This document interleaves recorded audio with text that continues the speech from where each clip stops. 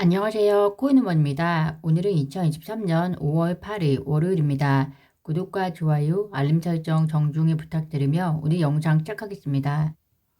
5월 10일은 미국 CPI가 발표되는 날입니다. 에너지와 식료품을 포함한 소비자 물가 지수는 전달과 동일하게 5.0%를 예상하고 있고요. 근원 소비자 물가 지수는 전달보다 소폭 감소한 5.5%를 예상하고 있습니다. 이번 주는 5.0%의 수치에 대해서 잘 기억하고 계시면 좋을 것 같은데요. 그렇지만 소비자 물가 지수가 5.0%보다 소폭 높게 나온다고 할지라도 금리 추가 인상으로까지 이어질지는 사실상 미지수일 것 같습니다. 왜냐하면 현재 미국 당국과 연준을 제외하고는 미국의 은행 위기를 둘러싸고 월가 거물들의 경고가 끊이질 않고 있기 때문인데요. 어제 저도 722개 미국의 은행이 이미 50% 이상의 미실현 손실이 보고되었다라고 공유를 드렸었습니다. 미국 월가의 입장은 연준이 금리 인하에 나서기 전까지 뱅크런 사태는 지속이 될 것이다. 미국 경제를 둘러싼 폭풍우가 지난 9월에 비해서 훨씬 더 심해졌고 경기 침체 가능성도 굉장히 높은 상태라고 진단을 하고 있고요. 그렇기 때문에 예측치보다 상당한 수준으로 상회하지 않는다면 저는 개인적으로 미국이 추가 금리 인상을 할 거라고 생각은 하지는 않지만요. 다만 예측치와 상회한 수치는 기대 심리라든가 그리고 불확실성을 증폭하는 결과를 가져오기 때문에 5.0% 예측치와 동일하거나 하회하는 방향으로 결과가 나와줘야 시장 가격에도 안정감을 가져다 줄 것이라고 생각이 듭니다. 리플 가격 보시겠습니다. 현재 약 586원 정도 되는데요. 리플 가격의 하락의 원인을 뉴스를 검색해봐도 뉴스에는 원인이 나오지 않고 있습니다. 이것은 곧 기술적인 하락 또는 심리적인 하락으로 해석해 볼 수 있을 것 같은데요. 심리적인 하락이 원인이라면 리플 소송 결과에 대한 지지부진함일 거라고 생각이 듭니다. 기술적인 이유를 보자면 구독자분들께서 이미 잘 활용하시는 RSI를 통해서 분석해 보시면 될 것 같은데요. 지난 4월 23일 리플 XRP의 RSI가 10을 찍은 이후로 약 20여일 만에 RSI가 10대로 내려앉은 모습입니다. 지금은 14 정도를 가리키고 있는데요. 최근 20일 동안의 희열의 구간이라고 할 수 있는 RSI 80을 터치한 적이 한 번도 없을 정도로 4월 말에서 5월 초까지는 단기 하락의 구간이었습니다. 이런 분위기에서 말씀드렸던 심리적인 이유까지 결합이 되다 보니 비트코인을 포함한 모든 메이저 코인들이 오늘 오전 일시적인 하락을 보여주었는데요. 장기 투자자 분들에게는 또 한 번의 인내를 필요로 하는 구간일 것 같고요. 또 단기 투자자 분들에게는 짧게 수익을 내기 위한 좋은 순간이 될 수도 있겠다 조심스럽게 의견을 드립니다. 리플 XRP 움직임은 앞으로도 변동성이 심한 장이 연출될 것으로 생각이 됩니다. 단기 투자의 경우에는 무리가 되지 않는 선에서 건전한 투자를 하셔야 될 것 같고요. 장기 투자의 경우에는 SEC 소송과 관련된 긍정적인 이슈를 기대하면서 큰 그림을 그리면서 길게 보는 투자 마인드가 또 그 어느 때보다 필요한 시점인 것 같습니다. 전 SEC 변호사 마크 파겔이 지난 30년간 증권시장을 다룬 경험을 볼 때 SEC가 리플의 XRP 판매를 통해서 증권법 5조를 위반했다고 주장한 것은 옳았다.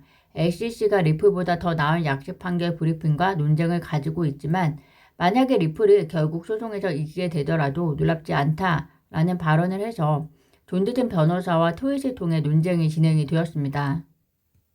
존드든 변호사는 SEC의 약식 판결 브리핑 중에서 2차 시장에서의 XRP 판매를 증권으로 보는 주장에 집중해서 왜 마크 파겔의 주장이 옳지 않은지 설명을 했는데요.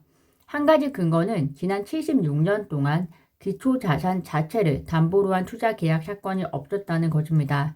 즉 XRP는 기초자산, 즉 구글로 치면 단지 인터넷에 불과한 기초자산으로 봐야 하는데 기초자산을 증권으로 판단하는 사건이 단 하나도 없다는 것이고요. 두 번째 근거는 모든 투자 계약 사례를 살펴보면 자산의 구매자와 발기인 사이에 프라이버시가 존재하지 않는 경우에는 투자 계약이 발견된 사례는 단 한 건도 없다는 것입니다. 대법원 역시 하위 테스트에서 증권법의 목적을 위한 투자 계약은 개인이 공동기업에 자신의 돈을 투자하고 발기인 또는 제3자의 노력만으로 이익을 기대하도록 유도하는 계약을 의미하는데 게리 겐슬러와 같은 많은 사람들은 디지털 자산 투자자들이 가격이 오를 것이라고 추측하는 것을 그냥 투자 계약의 증거라고 말하고 있는데, 이것은 SEC가 사실관계와 정황을 분석해야 하는지 할 일을 하지 않고 단순하게 판단하고자 하는 위헌적인 지름길이다라고 이야기를 하고 있습니다. 물론 이 외에도 상세한 설명이 많았지만 전체적인 맥락의 내용만 설명을 드렸고요. 이에 대해서 전 SEC 변호인 역시 존 디튼 변호사의 의견을 존중하지만 그렇지만 토레스 판사가 판결을 회피하려고 하는 느낌이 있는데, 만약에라도 코인베이스와 SEC 사건이 해당 판결 앞에 펼쳐진다면 리플과 SEC 판결은 더 어려워질 것이다 라고 답변을 합니다. 이에 대해서 또 존 디튼 변호사가 답변을 합니다. 그 역시 토레스 판사가 해당 문제를 회피할 수 있다는 가능성을 고려를 했었고, 그래서 토레스 판사가 판결을 회피하지 않게 만들기 위해서 내가 법정조언자 자격을 부여받고 이 소송에 개입을 해서 리플과 SEC 판결이 줄 수 있는 공익적 요소가 무엇인지 브리핑에 담아서 제출한 것이다 라고 이야기를 합니다. 이에 대해서 다시 전 SEC 변호인은 존 디튼 변호사, 너가 법정 조언자로 개입한 목적은 성공했을지 모른다. 그렇지만 토레스 판사가 어쨌든 약식 판결 내용을 준비하기 위해서 끔찍하게도 긴 시간을 소요하고 있는 것으로 보인다라고 이야기를 전했습니다.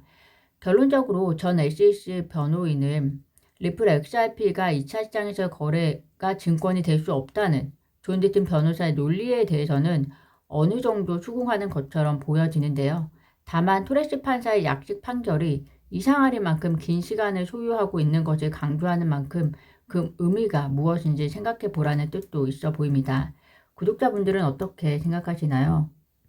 미국 금융 전문 로펌 머피&맥고닉의 창업자가 SEC가 증권법 위반 혐의와 관련해서 코인베이스를 상대로 소송을 제기한다면 결국 패소할 가능성이 크다. 왜냐하면 과거 게리 겐슬러 SEC 의장의 발언이 발목을 잡을 것이기 때문이다 라고 이야기를 합니다. 그는 겐슬러 의장이 지난 2021년 5월 6일 진행된 의회 증언에서 SEC는 암호화폐 거래소를 규제할 권한이 없다 라고 공식적으로 말한 바 있는데, 이는 겐슬러 의장이 취임한 지 약 한 달 뒤에 있었던 의회 증언이고 따라서 법적 효력을 가질 수 있다라고 이야기를 하고 있습니다. 리플 소송에 이어서 SEC와 코인베이스의 소송 결과를 예상하는 법률 전문가들의 입담이 앞으로 암호화폐 뉴스에 계속해서 거론이 될 것 같습니다. 구독자분들께서도 나름의 기준이 생기실 수 있도록 계속적으로 법률 전문가들의 소식을 업데이트 드리도록 하겠습니다. 오늘 제가 준비한 소식은 여기까지입니다. 오늘도 영상 시청 진심으로 감사드리고요. 구독과 좋아요, 알림 설정은 코인 우먼에게 큰 힘이 됩니다. 감사합니다.